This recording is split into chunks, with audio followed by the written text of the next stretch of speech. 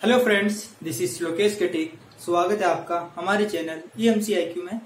आशा करता हूँ आप सभी लोग अच्छे होंगे और अपनी पढ़ाई कंटिन्यू कर रहे होंगे।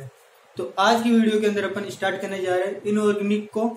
इनऑर्गेनिक के अंदर जो आपकी यूनिट 3 है उसके अंदर आपकी एक चैप्टर है कठोर मृदु अम्ल तथा सार HSAB वाला। HSAB यानी हार्ड सॉफ्ट एसिड बेस। ठीक है, इसके बारे में तो इस चैप्टर के बारे में आपको थोड़ा सा बता देता हूँ कि इस चैप्टर से आपके हर साल एक तो 1.5 नंबर का सवाल आता है, एक 3 नंबर का सवाल आता है और एक 6 नंबर का सवाल आता है। ठीक है, तो टोटल कितने नंबर हो गए? 10.5 नंबर का। मतलब ये चैप्टर आपके बहुत ज्यादा इंपॉर्टेंट है क्योंकि इससे 10.5 नंबर के सवाल आपके हर साल आते हैं। तो इम्पोर्टेंट चैप्टर है, आप ये वीडियो देखना। और इसकी एक वीडियो मैंने पहले ही बना रखी है जिसके अंदर मैंने आपको उसके अंदर 1.5 नंबर और 3 नंबर के सवाल जो आते हैं कैसे आते हैं उनको कैसे करना बता रखा है ना। तो वो वीडियो आप पहले देख लेना, ये वाली वीडियो बाद में देखना। ठीक है, तो अपन इसके अंदर पढ़ते हैं जो बेसिक चीजें थोड़ी बहुत और जो एग्जाम के अंदर आ सकती है वो पढ़ेंगे, है ना। तो स्टार्ट करते हैं अपन। 3 वैज्ञानिक थे, उनका नाम था आर्लेंड, चेट और डेविस। ये 3 वैज्ञानिक हैं। इन्होंने क्या किया, जो आपके धातु आयन होते हैं, मैं धातु की बात नहीं कर रहा हूं, धातु आयन की बात कर रहा हूं, उनको 2 भागों में बांटा। धातु आयन मतलब धातु के ऊपर प्लस चार्ज, उनको 2 भागों में बांटा, वर्ग ए और वर्ग बी में। धातु आयनों को 2 भागों में बांटा, एक वर्ग ए में और एक वर्ग बी में बांटा। धातु आयनों को 2 भागों में बांटा, वर्ग ए और वर्ग बी। वर्ग ए में उन्होंने बताया कि जो सार धातु होती है, सार मृदा धातु होती है और जो उच्च ऑक्सीकरण अवस्था वाले संक्रमण धातु होते हैं वो आते हैं। उन्होंने क्या बताया, वर्ग ए के अंदर किन धातुओं को रखा, सार धातुओं को, सारी मृदा धातुओं को और उच्च ऑक्सीकरण वाले संक्रमण धातुओं को। देखो मैं लिख देता हूं फिर ज्यादा समझ में आएगा। इनमें किनको रखा, सार धातु, सार मृदा धातु और उच्च ऑक्सीकरण अवस्था वाले, उच्च ऑक्सीकरण अवस्था वाले संक्रमण धातु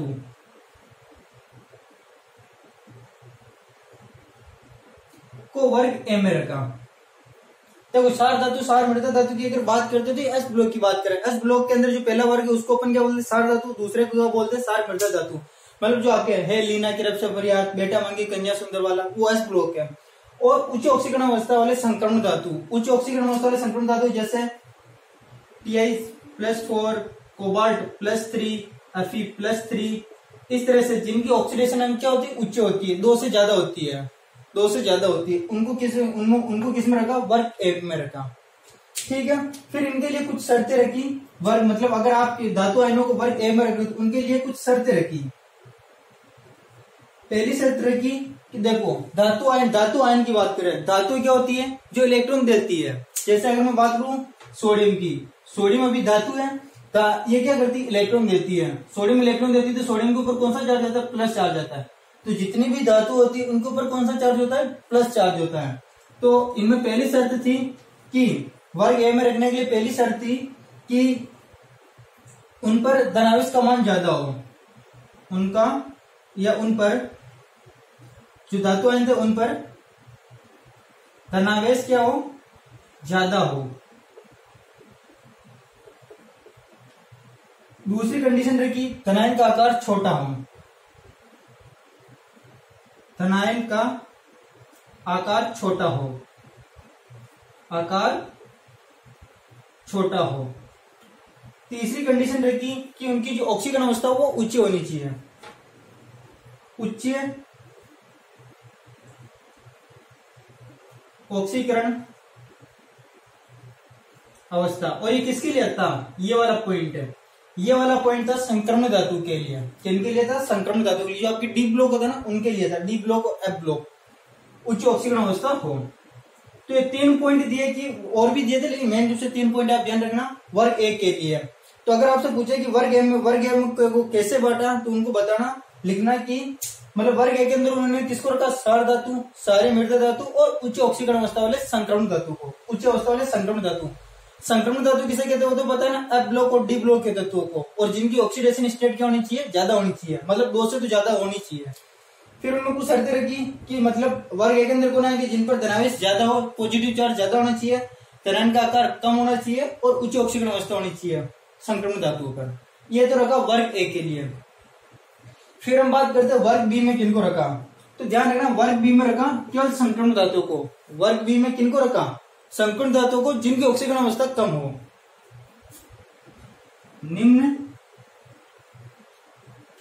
निम्न ऑक्सीकरण अवस्था वाली, निम्न ऑक्सीकरण अवस्था वाली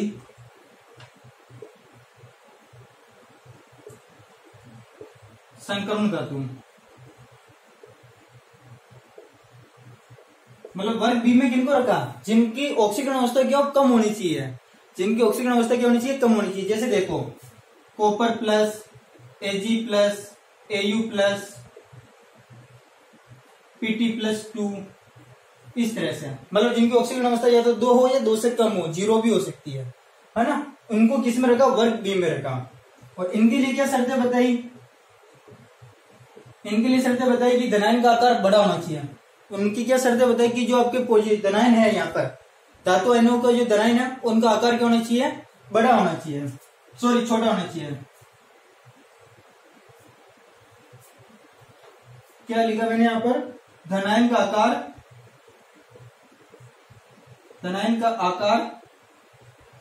बड़ा होना चाहिए, क्योंकि छोटा होना तो इधर लिखा ना, बड़ा होना चाहिए। और दूसरा उन्होंने बताया कि ऑक्सीकरण अवस्था क्या होनी चाहिए, कम होनी चाहिए। ऑक्सीकरण अवस्था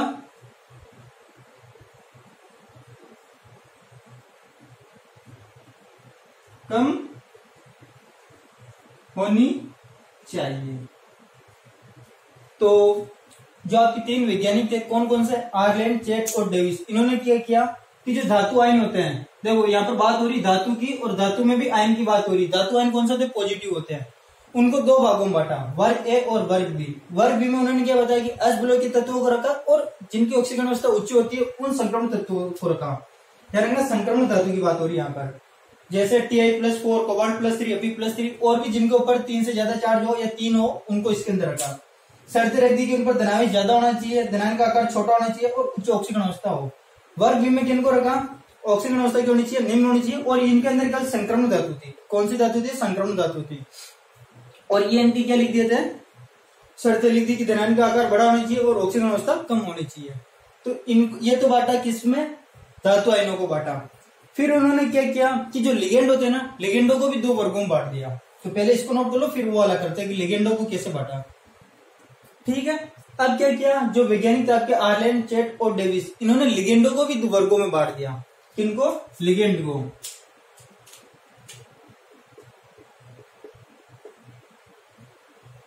लिगेंड को भी क्या किया, 2 वर्गों में बांट दिया, वर्ग ए और वर्ग बी में बांट दिया। फिर उन्होंने बताया कि वर्ग ए के अंदर किनको रखा, वर्ग ए के अंदर उन्होंने रखा कि वे लिगेंड जो धातु आयनों के साथ में, वे लिगेंड जो धातु आयनों के साथ में स्थायी संकुल बनाते हैं। वर्ग ए में किनको रखा, वर्ग ए में उन लिगेंडों को रखा जो धातु आयनों के साथ में, जो अभी हमने पीछे लिखा, उनके साथ में स्थायी संकुल बनाते हैं। तो ये लिगेंड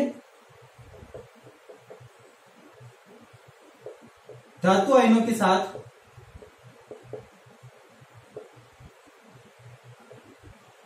स्थायी संकुल बनाते हैं, स्थायी संकुल बनाते हैं। ठीक है, और उन्होंने इसमें उदाहरण बताया, एग्जाम्पल बताया कि जैसे NH3, RNH2, F-, Cl-, H2O etcetera. ठीक है, तो मतलब वर्ग ए में किन लिगेंडों को रखा, उन लिगेंडों को रखा जो धातु आयनों के साथ में, जो अपने अभी पीछे लगा था, उनके साथ में क्या बनाते हैं, स्थायी संकुल बनाते हैं। NH3, RNH2, F-, Cl-, H2O, ये इनके उदाहरण है। वर्ग बी में उनको रखा जो धातु आयनों के साथ में अस्थायी संकुल बनाते हैं। ये लिगेंड धातु आयनों के साथ धातु आयनों के साथ अस्थायी संकुल बनाते हैं। अस्थायी यानी दुर्बल संकुल बनाते हैं ना। और एग्जाम्पल बताया उन्होंने, जैसे PR3, R2S, RSH, I-, H- and etcetera, इस तरह से। तो लिगेंडो को किन भागों में बांटा? 2 भागों में बांटा, वर्ग ए वर्ग बी में। धातु आयन को भी 2 भागों में बांटा, वर्ग ए वर्ग बी में। लिगेंडो के अंदर क्या बताया, ये जो धातु आयन जो भी हमने पीछे लिखे थे उनके साथ में स्थायी संकुल बनाते हैं और ये अस्थायी संकुल बनाते हैं, और उनके ये एग्जाम्पल लिखे। तो ये तो आगे तो वैज्ञानिकों ने, 3 वैज्ञानिकों ने, आर्लैंड, चैट और डेविस ने क्या किया था, आपके धातु आयन और लिगेंडो को बांट दिया था। इनके बाद में आया पियर्सन। तो पियर्सन ने क्या करा कि जो वर्ग और वर्ग भी, इन नामों को हटा दिया और इनके स्थान पर इनको नाम दे दिया कठोर मृदु, कठोर अम्ल, मृदु अम्ल, कठोर क्षार, मृदु क्षार, इस तरह से इनको नाम दे दिया। तो वो वाला अपन करते हैं आपके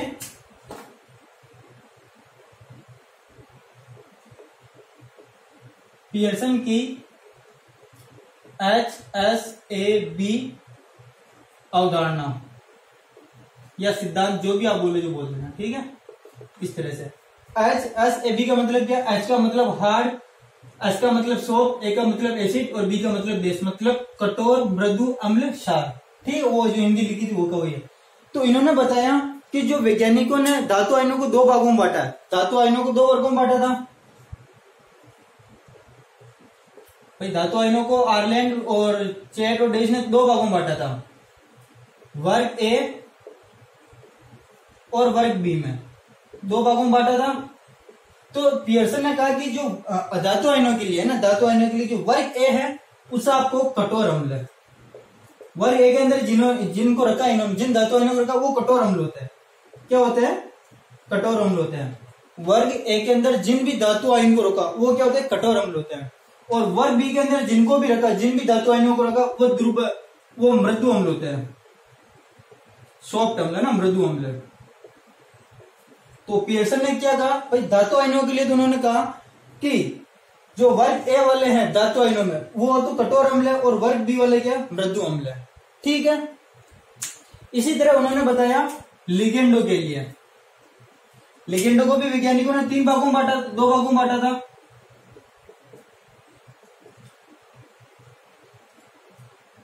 लिगेंड को भी 2 वर्गों में बांटा था, वर्ग ए और वर्ग बी में। तो उन लिगेंड के बारे में उन्होंने बताया था कि जो वर्ग ए है वो आपके कठोर क्षार है। क्या है?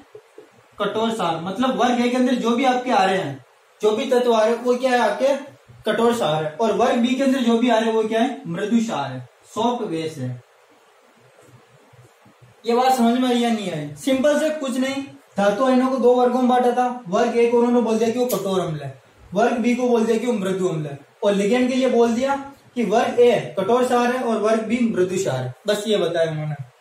फिर उन्होंने और भी कुछ कहा जो अपन बात करते थे। तो फिर अगर आपसे पूछे कि कठोर अम्लों के उदाहरण लिखे, तो कठोर अम्ल कौन कौन से हैं जो हमने उनके अंदर लिखा था? किन के अंदर?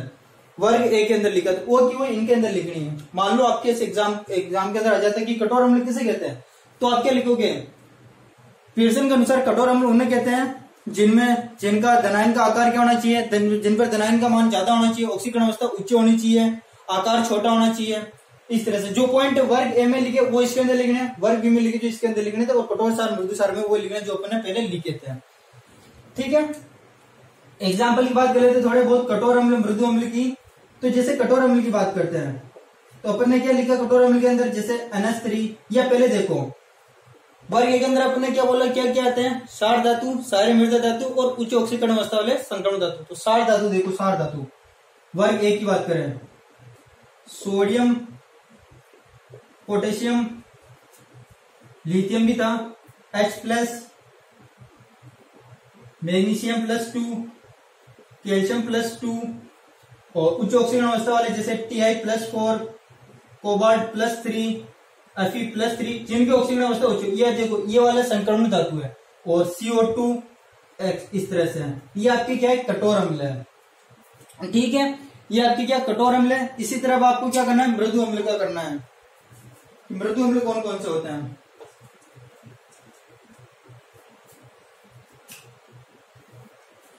तो मृदु अम्ल में क्या लिखना है, ये वर्ग बी के, और वर्ग बी के लिए मैंने क्या बताया, ऑक्सीकरण अवस्था क्या होनी चाहिए, कम होनी चाहिए। जैसे copper plus, Ag plus, Au plus, Pt plus 2, इस तरह से।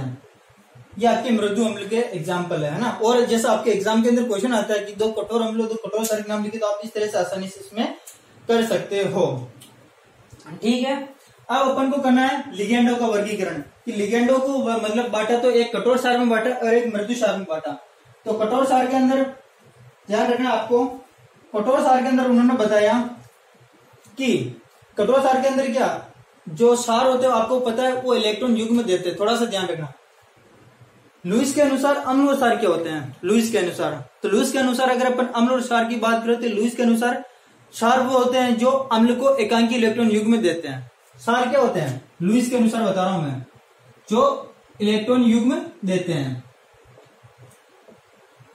इलेक्ट्रॉन युग्म देते हैं। और अम्ल क्या होते हैं, जो इलेक्ट्रॉन युग्म ग्रहण करते हैं। ये लुईस की अवधारणा बता रहा हूं मैं, लुईस की।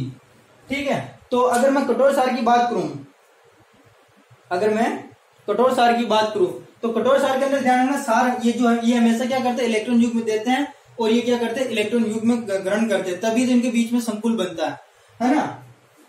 तो अब आपके यहाँ पर है कि इसमें ध्यान रखना कि कठोर क्षार की अगर अपन बात करें तो दो पॉइंट ध्यान रखना, कि सबसे पहले तो ध्यान रखना कि इनके अंदर जो दाता परमाणु है उनकी विद्युत ऋणता ज्यादा होनी चाहिए। मतलब जो भी, जैसे मान लो NH3 है, NH3 के अंदर दाता परमाणु क्या होता है, NH3 के अंदर इलेक्ट्रॉन युग्म कौन देता है, नाइट्रोजन देता है। तो इसके अंदर दाता परमाणु की विद्युत ऋणता ज्यादा होनी चाहिए, विद्युत ऋणता ज्यादा होनी चाहिए। किसके अंदर, कठोर क्षार के अंदर। और आकार क्या होना चाहिए, कम होना चाहिए, आकार कम होना चाहिए।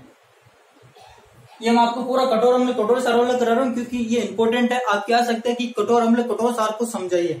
तो जो अभी तक हमने शुरू से लेकर अभी तक जो पूर्व करने वाले यहाँ तक, वो पूरा करना है आपको। ठीक है, दाता परमाणु जो उसकी विद्युत ऋणता क्या होनी चाहिए, हाई होनी चाहिए, आकार क्या होना चाहिए, कम होना चाहिए। एग्जाम्पल की बात करते हैं तो जैसे NH3, H2O, OH-, F-, Cl-। ठीक है, ये इनके एग्जाम्पल आप ध्यान रख लेना, कठोर क्षार के हैं। RNH2 और भी है ना। और इनकी बात करते हैं अपन मृदु क्षार की, तो जस्ट इनके उल्टे पॉइंट लिख देना कि विद्युत ऋणता तो क्या होनी चाहिए, विद्युत ऋणता होनी चाहिए कम। मृदु क्षार के अंदर क्या लिखना है, विद्युत ऋणता होनी चाहिए कम और आकार होना चाहिए ज्यादा। दाता परमाणु का आकार क्या होना चाहिए, ज्यादा होना चाहिए। समझ में आ गया कि मृदु क्षार का क्या होना चाहिए, विद्युत ऋणता होनी चाहिए कम और आकार होना चाहिए ज्यादा। जैसे अपन बात करते हैं एग्जाम्पल की, तो H-, I-, और हमने लिखा था PR3, RSH, R2S। तो ये आपके एग्जाम्पल है। और इसके अंदर एक और एग्जाम्पल आप लिख देना CO। क्या लिख सकते हो आप इसके अंदर, CO। ठीक है, CO, Cn-, ये इसके आपके एग्जाम्पल आते हैं। तो ये आपके हो गया कठोर अम्ल कठोर क्षार के बारे में। मतलब अगर आपके एग्जाम के अंदर ऐसे क्वेश्चन आता है कि कठोर अम्ल और कठोर क्षार को समझाओ, तो आपको पहले तो बताना है कि 3 वैज्ञानिक थे, आर्लेंड, चैट और डेविस। उन्होंने धातु आयनों को और लिगेंडों को 2 वर्गों में बांटा, वर्ग ए वर्ग बी, दोनों को पहले वो बताना। फिर बताना पियर्सन आया, और पियर्सन ने वर्ग ए को तो धातु आयनों के लिए इसको कठोर अम्ल कहा, वर्ग बी को मृदु अम्ल कहा, लिगेंडो को वर्ग ए को कठोर क्षार का और वर्ग बी को मृदु क्षार का। ये आपको पूरा करना है। तो पियर्सन ने धातु आयनों को वर्ग ए वर्ग बी में जो बांटा था, उनको कठोर अम्ल कठोर क्षार कठोर और मृदु अम्ल मृदु क्षार के अंदर बांट दिया था। अब आती है पियर्सन की अवधारणा। तो पियर्सन ने मेन रूप से क्या बताया, पियर्सन ने बताया कि कठोर अम्ल कठोर क्षार के साथ में और मृदु अम्ल मृदु क्षार के साथ में जब क्रिया करते हैं तो स्थायी संकुल का निर्माण करते हैं। क्या होता है, मतलब मेन पियर्सन की थ्योरी क्या थी, पियर्सन ने बताया कि कठोर अम्ल प्लस कठोर क्षार या मृदु अम्ल प्लस मृदु क्षार, ये जब आपस में क्रिया करते हैं या संकुल बनाते हैं ना, तो स्थायी संकुल बनाते हैं। क्या बनाते हैं? स्थायी संकुल। कठोर अम्ल कठोर क्षार, मृदु अम्ल मृदु क्षार क्या बनाते हैं? हमेशा स्थायी संकुल बनाते हैं। और बाकी चाहे अगर कठोर अम्ल प्लस मृदु क्षार या मृदु अम्ल कठोर क्षार आ जाए तो ये जो संकुल बनाते हैं वो अस्थायी संकुल बनता है। बस ये इसकी अवधारणा थी। किसकी? पियर्सन की। सिद्धांत बोलो अवधारणा बोलो, यही थी पियर्सन की। सुनना वापिस, पियर्सन की क्या अवधारणा थी? पियर्सन ने बताया कि कठोर अम्ल कठोर क्षार के साथ में या मृदु अम्ल मृदु क्षार के साथ में जब संकुल बनाते हैं तो वो स्थायी संकुल बनाते हैं। और अगर कठोर अम्ल मृदु एक कठोर है एक मृदु है या एक मृदु एक कठोर है, वो संकुल बना रहे तो वो अस्थायी संकुल होगा। एक एग्जाम्पल से समझते हैं इसको। जैसे आपके एग्जाम्पल है COF6 -3 एंड COI6 -3। यहाँ पर देखो आपके धातु आयन तो कोबाल्ट है और यहाँ पर क्या बोलते हैं, जो क्षार की बात करते हैं तो यहाँ पर फ्लोरीन है, यहाँ पर आयोडीन है। ठीक है, आगे पर बात करते हैं कोबाल्ट की। तो यहाँ पर अगर आप कोबाल्ट की ऑक्सीडेशन स्टेट निकालते हो, इसको X मानकर फिर माइनस से उधर जाएंगे तो प्लस के 3, तो यहाँ पर कोबाल्ट +3 के रूप में है। यहाँ पर भी कोबाल्ट +3 के रूप में है। और मैंने अभी आपको पीछे जस्ट लिखा है कि कोबाल्ट +3 क्या होता है? कठोर अम्ल होता है। तो ये क्या है यहाँ पर आपके कठोर अम्ल है। कोबाल्ट क्या है आपके? कठोर अम्ल है। और अभी पीछे अपने लिख रखा है कोबाल्ट +3 कठोर अम्ल है। ठीक है, फ्लोरीन की बात करते हैं तो आपको पता है फ्लोरीन, मैंने वैसे बता रखा फ्लोरीन क्या है? कठोर क्षार है। फिर भी अगर ऐसे देखो हेलोजन में आता है फ्लोरीन, क्लोरीन, ब्रोमीन और आयोडीन, इस तरह से आता है। अभी हमने लिखा था कठोर क्षार के अंदर अपन ने क्या लिखा था कि परमाणु का आकार छोटा होना चाहिए, विद्युत ऋणता ज्यादा होनी चाहिए। यहाँ पर फ्लोरीन और आयोडीन की बात हो रही, तो आकार किसका छोटा है? यहाँ पर आपको पता ऊपर से नीचे चलने पर आकार बढ़ता है। तो यहाँ पर फ्लोरीन का आकार छोटा है, आयोडीन का आकार बड़ा है। इसका आकार तो क्या है? फ्लोरीन का आकार कम और इसकी विद्युत ऋणता क्या है? ज्यादा है। विद्युत ऋणता इसकी क्या? फ्लोरीन की ज्यादा है। तो ध्यान रखना जिसका आकार छोटा हो और विद्युत ऋणता ज्यादा हो वो कठोर क्षार होता है। तो फ्लोरीन क्या आपके? कठोर क्षार। इधर बात करते हैं आयोडीन की, तो आयोडीन नीचे आता है, आकार इसका क्या है? बड़ा है। और विद्युत ऋणता की बात करते हैं तो विद्युत ऋणता इसकी कम होती है फ्लोरीन की तुलना में। तो ये आपकी क्या है? मृदु क्षार है। ठीक है, अब देखो ये थ्योरी देखना, यहाँ पर कठोर अम्ल और कठोर क्षार है। कठोर अम्ल कठोर क्षार कैसा संकुल बनाता है? स्थायी संकुल। मतलब ये जो ये आपके संकुल बना ये वाला, वो कौन सा है? स्थायी संकुल है। यहाँ पर देखो कठोर अम्ल है लेकिन मृदु क्षार, कठोर अम्ल और मृदु क्षार होता है तो कौन सा संकुल बनता है? अस्थायी संकुल। अस्थायी संकुल बनता है। तो इस तरह से आपके एग्जाम के अंदर क्वेश्चन आ सकता है कि समझो स्थायी और अस्थायी संकुल मतलब क्यों है, और आ सकता है नहीं आता है, इस तरह के क्वेश्चन आते हैं आपके कि बताओ कि ये एक अस्थायी संकुल है, ये अस्थायी संकुल है, क्यों? तो फिर आपको ऐसे करना होता है। ठीक है, तो ये थी आपकी मेन रूप से पियर्सन की अवधारणा, लेकिन इसकी भी कुछ कमियां थी जो अपन लास्ट में पढ़ेंगे। इनको नोट करो, फिर आगे पढ़ते हैं सहजीवता। अब हमारा जो टॉपिक है वो है आपके सहजीवता। सहजीवता को बोला जाता है सहजीवन। अगर सहजीवन लिखा है या सहजीवता लिखा है तो आप ये लिख देना। थ्योरी लिखी है वो है कि सहजीवन या सहजीवता, सहजीवन या सहजीवता है ना, बताता है कि अम्लीय क्षार की कठोरता या मृदुता किसी परमाणु का विशेष गुण नहीं है। किसी परमाणु का विशेष गुण नहीं है। किसी परमाणु के साथ जुड़े हुए प्रतिस्थापित परमाणु की प्रकृति बदलकर उस परमाणु की कठोरता या मृदुता को बदला जा सकता है। कहने का मतलब क्या?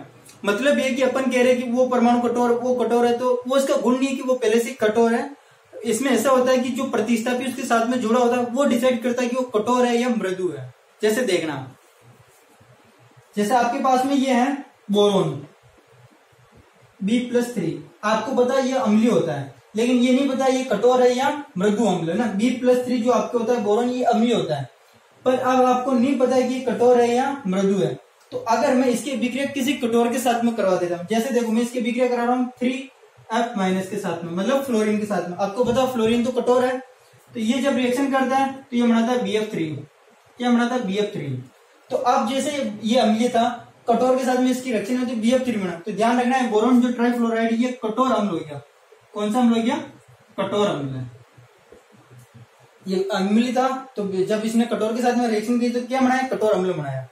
अब अगर ये B+3 किसके साथ में रिएक्शन कर ले, 3H- के साथ में रिएक्शन कर ले, किसके साथ में, 3H- के साथ में, ये बनाएगा BH3 और ये होगा आपके मृदु अम्ल, मृदु अम्ल ना, क्या होगा, मृदु अम्ल। तो देखो सेजीवन ये कह रहा है कि ये बोरोन, मतलब अपन नहीं बता सकते बोरोन कठोर होगा या मृदु होगा, वो डिसाइड करता है कि इसके साथ में कौन से परमाणु जुड़ रहे हैं। अगर इसके साथ में देखो, इसके साथ में अगर कठोर परमाणु जुड़ रहा है, फ्लोरीन कठोर वो जुड़ रहा है, तो BF3 बन रहा है जो कठोर अम्ल बनेगा, तो ये BF3 बोरोन ट्राइफ्लोराइड क्या होगा, कठोर अम्ल होगा। और अगर हाइड्रोजन जुड़ रहा है, हाइड्रोजन आपको पता है मृदु होता है, ये कठोर होता है, ये मृदु होता है, सॉफ्ट होता है, ये जुड़ रहा है तो BH3 बन रहा है, और BH3 आपको क्या होता है, मृदु अम्ल होता है। तो सेजीवता ये कहता है कि अपन जो प्रतिस्थापी जुड़े होते हैं ना, वो डिसाइड करता है कि वो कठोर होगा या मृदु होगा। ठीक है, अब जैसे इससे अपन रिएक्शन करते हैं, जैसे कोई रिएक्शन आपके R2S.BF3 इसके बिगड़े R2O के साथ में करवाते हैं। ठीक है, R2O के साथ में करवाते हैं। आपको ये तो पता चल गया कि जो BF3 वो हार्ड है, कठोर है ना, मैं यहाँ पर हार्ड लिख रहा हूँ, सिंपल सा क्या लिख रहा हूँ, इंग्लिश में लिख रहा हूँ हार्ड है ना, BF3 क्या है, हार्ड है। अगर मैं R2S की बात करूं और R2O की बात करूं, इसके अंदर अगर आपसे पूछूं कि इसके अंदर हार्ड कौन सा, सॉफ्ट कौन सा, तो आपको पता है ऑक्सीजन ऊपर आता है, इन दोनों की बात करें, और सल्फर नीचे आता है। सल्फर नीचे आता है तो इस सल्फर का आकार बड़ा होता है, आकार बड़ा होता है, और विद्युत ऋणता क्या होती है, कम होती है। ऑक्सीजन की तुलना में विद्युत ऋणता क्या कम होती है, तो ये तो आपकी क्या सॉफ्ट है, क्या है, सॉफ्ट है, और ऑक्सीजन क्या आपके हार्ड है। ठीक है, ठीक है। तो अब देखो सॉफ्ट हार्ड नहीं हो सकता, क्योंकि सॉफ्ट के साथ में या तो सॉफ्ट आना चाहिए, हार्ड आना चाहिए। तो यहाँ पर हार्ड है, यहाँ पर हार्ड है, तो ये रिएक्शन करके क्या बना लेते हैं, R2O.BF3.R2S। तो अब देखो ये भी आपके हार्ड है, ये भी हार्ड है, और ये सॉफ्ट है।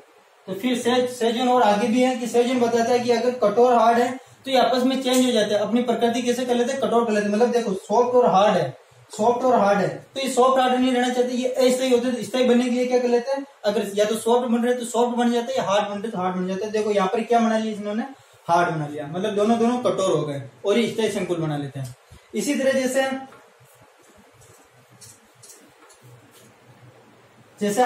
इसको उल्टा कर लेते हैं, जैसे R2O.BH3 इसकी अभी R2S के साथ में करवाते हैं, इसके साथ में, R2S के साथ में। तो देखो अभी आपने लिखा ये हार्ड है, ये क्या आपके हार्ड है R2O, और BH3 अभी हमने लिखा था BH3, क्योंकि इसके साथ में हाइड्रोजन जुड़ रहा है, हाइड्रोजन मृदु होता है, तो ये क्या होगा, सॉफ्ट होगा, और ये आपके सॉफ्ट है। तो अब देखो हार्ड सॉफ्ट नहीं रह सकता, ऐसे ही होगा, तो सॉफ्ट सॉफ्ट बन जाएगा, और क्या बनेगा आपके R2S.BH3 प्लस R2O। और अगर आप ये देखते हो तो ये आपके हार्ड है, ये भी हार्ड है, और ये सॉफ्ट, सॉरी ये दोनों सॉफ्ट है, सॉफ्ट है, और ये हार्ड है। और सॉफ्ट क्या होता है, पियर्सन के अनुसार स्थायी संकुल होते हैं। तो इस तरह से सहजीवन अगर आपके आ जाता है तो आपको पहले थ्योरी लिखनी, और फिर अपन ने जो एग्जाम्पल किए वो कर सकते हैं ये। और पहले एक दो एग्जाम्पल और कर लेते हैं अपन इनके। एग्जाम्पल जैसे फिर मतलब जैसे आपकी BF3 है, तो अगर BF3 क्या कठोर है, तो ध्यान रखना आप ये कठोर है तो ये आगे मृदु के साथ में रिएक्शन नहीं करना चाहिए। अगर मान लो मैं यहाँ पर एक फ्लोरीन लिख देता हूँ और एक आयोडीन लिख देता हूँ, और पूछूं कि इनकी रिएक्शन किससे होगी, मतलब फ्लोरीन इन दोनों में से किसके साथ में रिएक्शन करेगा और ये किसके साथ में रिएक्शन करेगा, तो फ्लोरीन ये BF3 कठोर है ना, तो ये कठोर के साथ में रिएक्शन करेगा, ये इसके साथ में रिएक्शन करेगा, और ये मृदु है तो ये मृदु के साथ में रिएक्शन करेगा। ये तो आपके बनाएंगे BF4- और ये आपके बनाएगा BH4-। इस तरह से। तो अगर सहजीवन आए तो आपको बताना है, सबसे पहले तो सहजीवन क्या है, कि सहजीवन कहता है कि मतलब कठोरता या जो मृदुता है वो किसी परमाणु का विशेष गुण नहीं है, जो आपके साथ में प्रतिस्थापी जुड़ रहे हैं वो डिसाइड करते हैं कि वो कठोर होगा या मृदु होगा। फिर जैसे मैंने एग्जांपल आपको बताया कि जैसे बोरोन था अम्लीय था, अगर इसके साथ में फ्लोरीन कठोर जुड़ रहा है तो इसकी प्रकृति कौन सी होगी, कठोर होगी। और अगर हाइड्रोजन जो मृदु है वो जुड़ा तो इसकी प्रकृति कौन सी होगी, मृदु होगी। और फिर अगर आप इसको और लिखना है तो ध्यान रखना है कि फिर इनके अनुसार जो कठोर है, जो हार्ड है, वो हार्ड के साथ में रिएक्शन करते हैं, जो सॉफ्ट है वो सॉफ्ट के साथ में रिएक्शन करते हैं। जैसे BF3 की मैं अगर इनमें से रिएक्शन करूँ तो फ्लोरीन के साथ में होगी और BF4- बनेगा, और इसकी हाइड्रोजन के साथ में होगी BH4- बनेगा। तो ये आपके था सहजीवता, ये सहजीवन। ठीक है, आओ तो पूरा थ्योरी लिख देना, और जो भी अपने एग्जाम्पल ये 5-6 वो आप जरूर लिखना, तो पूरे में पूरे नंबर मिल जाएंगे।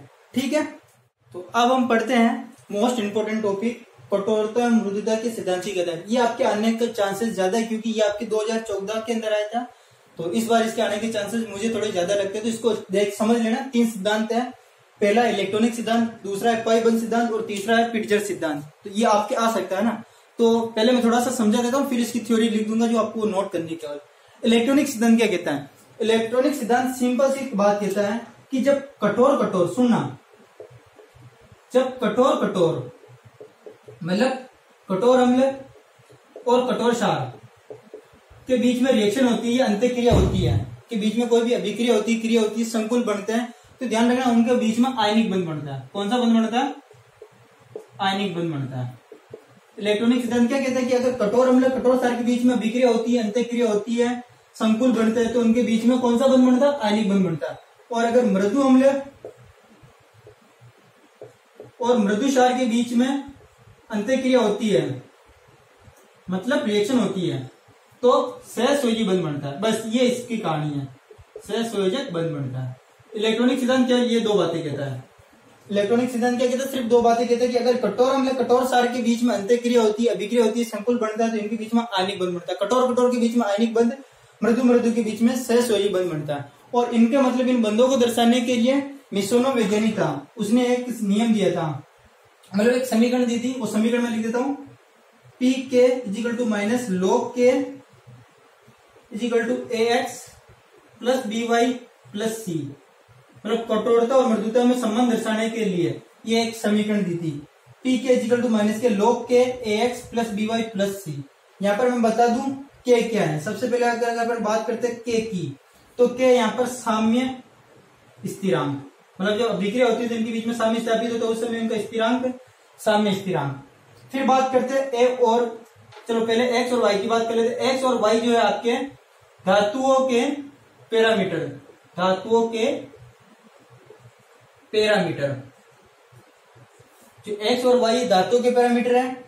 ए और बी है वो क्या है? लिगेंडो के पैरामीटर,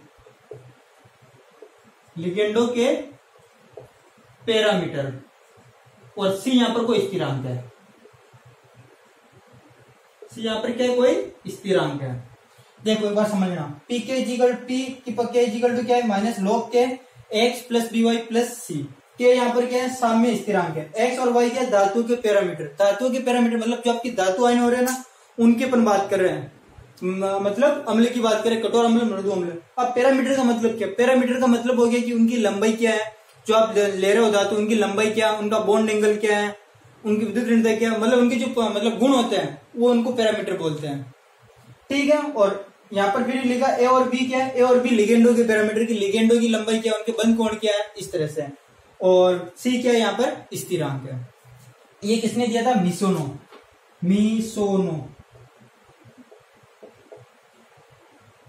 मिसोनो या मिसोनी नाम, मिसोनी शायद ये था। ठीक है, उन्होंने दिया था। तो अगर इलेक्ट्रॉनिक सिद्धांत तो आपको क्या लिखना है? सिंपल से समझने लायक तो आपको जो माइंड में रखना वो है कि अगर कठोर के बीच में अंतःक्रिया होती तो आयनिक बंध बनता है, मृदु के बीच में अंतःक्रिया होती तो सहसंयोजक बंध बनता है। और मिसोनो ने इस कठोरता और मृदुता का संबंध दर्शाने के लिए ये समीकरण दी, समीकरण लिखना और इसके अंदर ये चीज लिख देना, आपके पूरे में पूरे नंबर आ जाएंगे। इलेक्ट्रॉनिक सिद्धांत इतना ही सही है, बुक के अंदर तो और भी है लेकिन इंपॉर्टेंट जो है वो ये है इसके अंदर। ठीक है, तो इसकी थ्योरी में लिख देता हूँ, आप उसे नोट कर लेना। तो मैंने यहाँ पर इलेक्ट्रॉनिक सिद्धांत की थ्योरी लिखी, छोटी सी थ्योरी है, आप नोट कर लेना इसको। ठीक है, फटाफट नोट कर लो, फिर आगे करते हैं सेकंड पाई बंध सिद्धांत। अब हमारा जो सेकंड सिद्धांत है वो है पाई बंध सिद्धांत। पाई सिद्धांत की थ्योरी क्या है वो देखो। सबसे पहले तो सिद्धांत किसने दिया था? तो ये सिद्धांत चेट ने दिया था। और इसके अनुसार क्या होता है कि जब मृदु संघों के मध्य पाई बंधन होता है, अभी मैं समझा दूंगा, क्योंकि मृदु अम्लों में द्विकक्षक इलेक्ट्रॉन होते हैं जो उपयुक्त लिगेंडों के साथ में पाई बंधन द्वारा संकुलन करते हैं और इन लिगेंडों में मूल परमाणु पर रिक्त द्विकक्षक उपस्थित होते हैं। ये तो इसकी थ्योरी है। देखो सबसे पहले तो आपको पता चल गया कि किसने दिया था? चेट नामक वैज्ञानिक ने दिया था।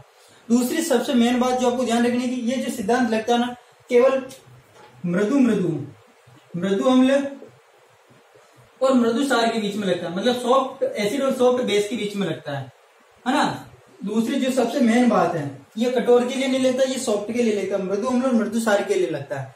ठीक है, और तीसरा क्या है, ये बताता है कि इनमें क्या होता है, देखो जो मृदु अम्ल होते हैं, जो आपके पास में मृदु अम्ल होता है, मृदु अम्ल की बात करें तो अपन संकर्ण तत्व की बात करते हैं। संकर्ण तत्व जिनकी ऑक्सीडेशन स्टेट क्या होती है, कम होती है, उनकी बात करते हैं। इनके पास में क्या होता है, डी कक्षक होते हैं, खाली डी कक्षक होते हैं। तो जब ये सार क्या होते हैं, लिगेंड होते हैं ना, इलेक्ट्रॉन देते हैं तो ये लिगेंड होते हैं। ये लिगेंड जब आते हैं तो इनके डी कक्षक होते हैं। तो डी कक्षक में जब ये इलेक्ट्रॉन देते हैं तो पाई बंध का निर्माण करते हैं। किसका निर्माण करते हैं, पाई बंध का निर्माण करते हैं। इनके पास में क्या होता है, रिक्त डी कक्षक होते हैं। रिक्त डी कक्षक होने के कारण ये जो इलेक्ट्रॉन देते हैं वो पाई किसका निर्माण करते हैं, पाई बंध का निर्माण करते हैं। मतलब पाई मृदु के बीच में जब संकुल बनता है तो उनके बीच में पाई बंध का निर्माण होता है। ये पाई बंध सिद्धांत कहता है। सॉफ्ट के लिए, कठोर का इसमें कोई काम नहीं है। ठीक है, तो सिंपल समझना, चेट नहीं दिया था। दूसरा ध्यान रखना है कि ये मृदु यानी सॉफ्ट के लिए लगता है। और तीसरा इसमें ध्यान रखना है कि इनके बीच में किसका निर्माण होता है, पाई बंध का निर्माण होता है। क्यों होता है, क्योंकि इनमें डी कक्षक इलेक्ट्रॉन होते हैं, डी कक्षक उपस्थित होते हैं, रिक्त डी कक्षक उपस्थित होते हैं। ठीक है, इसे नोट करो, फिर आगे करते हैं। नेक्स्ट जो हमारा सिद्धांत है वो है पिटजर सिद्धांत। पिटजर सिद्धांत को ध्यान रखना है कि मृदु के बीच में लगता है, मतलब मृदु अम्ल और मृदु क्षार के बीच में लगता है ना, कठोर के लिए नहीं लगता है। और ये सिंपल से कहता है कि जो मृदु अम्ल और मृदु क्षार होते हैं, जो मृदु अम्ल क्षार होते हैं, उनकी जो ध्रुवणता होती है, मतलब पोलराइजेशन, ध्रुवित करने की जो क्षमता होती है, वो अगर जितनी ज्यादा होगी, उनकी ध्रुवणता जितनी ज्यादा होगी, उनका बंध स्थायित्व उतना ज्यादा होगा। मतलब उनके बीच में जो बंध बनेगा वो उतना ज्यादा स्थायी होगा। सिंपल सा पिटजर सिद्धांत ये कहता है। क्या कहता है पिटजर सिद्धांत, कि मतलब जो आपके मृदु अम्ल और मृदु क्षार है, उनकी ध्रुवणता क्या होती है, ज्यादा होती है। और ध्रुवणता ज्यादा होगी तो उनका बंध स्थायित्व भी क्या होगा, ज्यादा होगा। बाकी थ्योरी क्या वो ये है कि ये सिद्धांत किसने दिया, लंदन तथा वान डेर वाल ने ये सिद्धांत दिया था। इसके अनुसार क्या होता है, अंत्यक्रिया करने वाले मृदु का मतलब होता है मृदु अम्ल मृदु क्षार समूह के मध्य का बल दोनों की ध्रुवणता के गुणनफल पर निर्भर करता है। मतलब इनके बीच का जो बल होता है, अम्ल और क्षार के बीच का जो बल होता है, वो किस पर निर्भर करता है, दोनों की ध्रुवणता के गुणनफल के, अम्ल की और क्षार की ध्रुवणता के गुणनफल पर निर्भर करता है। मृदु अम्ल तथा मृदु क्षार की ध्रुवणता का मान क्या होता है, ज्यादा होता है, उच्च होता है। इस कारण क्या होता है, इनका बंध स्थायित्व भी क्या होता है, ज्यादा होता है। यह बताया था पिटजर ने। ठीक है, तो सिंपल सा बस पॉइंट ध्यान रखना, अगर ध्रुवणता ज्यादा होगी तो बंध स्थायित्व क्या होगा, ज्यादा होगा। यह आपके बताया था पिटजर ने। तो मेन रूप से 3 सिद्धांत है, इलेक्ट्रॉनिक सिद्धांत, पाई बंध सिद्धांत और पिटजर सिद्धांत, जो इस साल के लिए मुझे इंपॉर्टेंट लगते हैं। तो आप इनको अच्छी तरह से नोट कर लेना, थ्योरी इतनी सी लिख देना, आपके काम हो जाएगा। ठीक है, अब अपन पढ़ते हैं विद्युत ऋणता, कठोरता और मृदुता में संबंध। अब हम पढ़ते हैं विद्युत ऋणता, कठोरता और मृदुता में क्या संबंध है। तो इसमें सिंपल से ध्यान रखने लायक ये चीज है कि अगर किसी परमाणु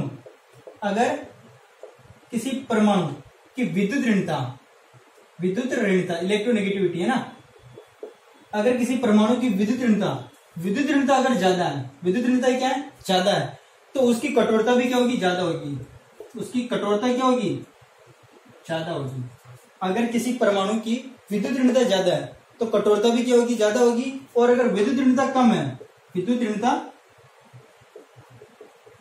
है तो कठोरता कम होगी। इसका मतलब मृदुता क्या होगी, ज्यादा होगी। बस ये आपको ध्यान रखना है। सिंपल से अगर समझो आप इसको तो इस तरह समझ सकते हो। बाकी बुक के अंदर तो आपके 2 पेज भर रखे हैं, इसी को समझाने के लिए डायग्राम बना रखा है, वो बना रखा है। लेकिन सिंपल से यही है कि अगर किसी परमाणु की विद्युत ऋणता ज्यादा है तो कठोरता ज्यादा होगी, विद्युत ऋणता कम है तो कठोरता कम होगी। कठोरता कम होने का मतलब क्या, मृदुता ज्यादा होगी। जैसे देखो CF3 एंड CH3 है, ठीक है, CF3 एंड CH3 है। अगर आप यहाँ पर देखो, यहाँ पर कार्बन तो सेम है, यहाँ पर क्या जुड़ा, फ्लोरीन जुड़ा है, यहाँ पर हाइड्रोजन जुड़ा है। तो आपको पता है फ्लोरीन की विद्युत ऋणता क्या होती है, ज्यादा होती है। फ्लोरीन की विद्युत ऋणता सबसे ज्यादा होती है, इसकी विद्युत ऋणता ज्यादा होती है, इसलिए ये कठोर है। इसकी कठोरता क्या है, ज्यादा है, और ये इसकी तुलना में ये क्या, मृदु है। ठीक है, इसी तरह आप जैसे देख लो BF3 है और BH3 है।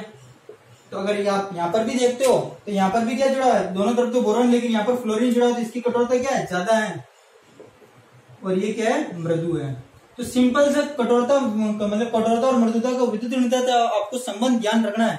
तो अगर विद्युत ऋणता ज्यादा है तो कठोर ज्यादा होगा, और अगर विद्युत ऋणता कम है तो वो मृदु होगा। बस ये इसका ध्यान रखना है ना। बाकी इसके अंदर जो आपकी थ्योरी है वो मैं आपको लिख देता हूँ, वो आप नोट कर लेना है ना। मेन क्या ध्यान रखना, विद्युत ऋणता ज्यादा, कठोरता ज्यादा, विद्युत ऋणता कम, मृदुता ज्यादा। ठीक है, तो यहाँ पर मैंने विद्युत ऋणता, कठोरता, मृदुता की जो थ्योरी वो लिख दी है। थ्योरी छोटी है, वे प्रजातियां मतलब परमाणु जिनकी विद्युत ऋणता ज्यादा होती है, जिनकी विद्युत ऋणता ज्यादा उनकी कठोरता क्या होगी, ज्यादा होगी, मतलब वो कठोर होंगे। ठीक है, जिनकी विद्युत ऋणता कम होगी वो क्या होंगे, मृदु होंगे। ठीक है, अर्थात अत्यधिक विद्युत ऋणता वाले परमाणु से प्राप्त ऋणायन कठोर और सार होंगे। देखो विद्युत ऋणता की अपन अपने बात की थी तो कठोर सार के अंदर ही बात की थी, मतलब विद्युत ऋणता जिस परमाणु की विद्युत ऋणता ज्यादा है उससे प्राप्त अपन को जो भी परमाणु प्राप्त हो रहा वो क्या होगा, कठोर होगा। जिसकी विद्युत ऋणता कम है उसकी विद्युत वो क्या होगा, मृदु होगा। ये पूरा मैंने यहाँ पर ये चीज लिख रखी है। फिर मेन इसका यूज क्या, इसके साथ अपन क्या कर सकते हैं कि CF3 CS3 से तथा BF3 BS3 से अधिक कठोर है उसकी व्याख्या कर सकते हैं। अभी अपने बताया था ना कि CF3 CS3 से अधिक कठोर है क्योंकि यहाँ पर कठोर परमाणु जुड़ा हुआ है, जिसकी विद्युत ऋणता क्या है, ज्यादा है, इसकी विद्युत ऋणता ज्यादा है इसलिए ज्यादा कठोर है। और यहाँ पर मतलब जिनकी विद्युत ऋणता कम है इसलिए क्या ये आपके दुर्बल है। ठीक है, तो ये आपके तो विद्युत ऋणता और कठोरता मृदुता में संबंध अगर आए तो आपको ये लिखना है और थोड़ा सा इसको एक्सप्लेन करके बता देना कि ये कठोर क्यों है, ये वाला थ्योरी लिख देना, थ्योरी सी है ना, ये आपकी होगी। अब आपके एक लास्ट टॉपिक बचा वो कर लेते हैं फिर वीडियो खत्म। लास्ट है वो है HSAB सिद्धांत की सीमाएं, मतलब जो आपने हार्ड सॉफ्ट एसिड बेस पढ़ा उसकी सीमाएं क्या पीयर्सन की। तो सबसे पहली चीज तो है कि ये किसी भी मापन का कोई मात्रात्मक पैमाना उपलब्ध नहीं कराता, मतलब ये जो सिद्धांत है ना केवल गुणात्मक व्याख्या करता है कि ये कठोर अम्ल हो सकता है, कठोर सार हो सकता है, बाकी ये नहीं बताता कि कितनी मात्रा है, मतलब अम्ल की कितनी मात्रा, सार की कितनी मात्रा के बारे में कुछ भी नहीं बताता है। इसलिए केवल कौन सा पैमाना है, गुणात्मक पैमाना है, मात्रात्मक पैमाना नहीं है। दूसरा ये है इसकी कमी कि सीमा का मतलब कमी है। दूसरी कमी ये है कि अपन को मतलब कोई भी जैसे इसके सिद्धांत के अनुसार अपन को समझाना है कि ये कठोर अम्ल कठोर सार है। ठीक है, तो पहले अपन को अभिक्रिया पता होना चाहिए कि जो अभिक्रिया हो रही है वो, अगर अपन को अभिक्रिया नहीं पता तो अपन नहीं बता सकते कि इस अभिक्रिया के अंदर कठोर अम्ल कौन सा है, कठोर सार कौन सा है, मृदु अम्ल कौन सा है या मृदु सार कौन सा, वो अपन नहीं बता सकते हैं। तो इसके दूसरी कमी यह है कि इसके अंदर अभिक्रिया ज्ञात होना जरूरी है। अगर अभिक्रिया ज्ञात नहीं होगी तो अपन नहीं बता पाएंगे कि ये कौन सा अम्ल है इसके अंदर। और तीसरा जैसे इधर देखो, तीसरा जैसे CH3+ ये क्या होता है, सॉफ्ट होता है। CH3+ जो होता है वो आपकी क्या होता है, सॉफ्ट होता है, मतलब मृदु होता है। इधर अगर मैं जैसे लिख रहा हूं H-H+, ये आपस में अभिक्रिया H2 बनाते तो पता है, तो यहाँ पर जो H- वो क्या सॉफ्ट है, यानी ये भी क्या मृदु है। तो अभी पियर्सन की अपने पढ़ा कि मृदु जब अभिक्रिया करेंगे तो वो तो स्थायी बनाएंगे, तो मतलब CH4 बनना चाहिए था, CH4 बनना चाहिए था और H+ होना चाहिए था, पर ऐसी कोई रिएक्शन ही नहीं होती है। ये रिएक्शन मतलब होती नहीं है, संपन्न नहीं होती है। तो ये वाली चीज भी, ये वाला सिद्धांत नहीं समझा सका कि CH4 क्यों नहीं बनता। ये तो मैंने बनाकर लिख रखा, लेकिन ऐसा बनता नहीं है ना। तो ये इसकी कुछ कमियां थी, अगर एग्जाम के अंदर आई तो आपको ये लिखनी है। ठीक है, तो इस वाले चैप्टर के अंदर मतलब इस वाली वीडियो के अंदर अपने पूरा मतलब जो आपके ये चैप्टर है कठोर अम्ल वाला, कठोर सार, मृदु अम्ल, मृदु सार वाला करने की पूरी कोशिश की। जो आपके एग्जाम के अंदर क्वेश्चन आ सकते वो इन्हीं से आएंगे। एक और आपके इसके अंदर मैंने टॉपिक छोड़ा है, वो टॉपिक है इस सिद्धांत HSAB के अनुप्रयोग लिखो। लेकिन ये आपकी जो 2020 के अंदर आ चुका है, 2020 के अंदर आ चुका है, तो इस साल आने की चांसेस इसके बहुत कम है। आपके इनऑर्गेनिक ही ऐसा पेपर है जिसके अंदर क्वेश्चन रिपीट नहीं होते हैं, क्वेश्चन रिपीट नहीं होते। बाकी आपकी जो ऑर्गेनिक केमिस्ट्री होगी, फिजिकल केमिस्ट्री होगी, उनके अंदर आपके क्वेश्चन क्या होते हैं, रिपीट होते हैं, लेकिन इसके अंदर रिपीट नहीं होते हैं। तो इसके लिए आप क्या करना, आप पूरी यूनिट पढ़ना। तो एक तो मैंने एक करा दी है, पहले वाली आपको इससे पहले तो जो मैंने इसकी वीडियो करवाई थी वो वाली वीडियो देखनी है। अच्छा, इसी की मतलब कठोर अम्ल, कठोर सार, मृदु सार की एक वीडियो करा रखी है, पहले वो देखनी है, फिर ये वाली देखनी है। तो इससे आपका इजीली नंबर आ जाएंगे, 10 नंबर तक तो आ जाएंगे, है ना। ठीक है, 10 यानी 10 के डबल 20 आ जाएंगे। ठीक, अब हमारी जो नेक्स्ट वीडियो आएगी वो आएगी VBT और CFT पर। Thank you.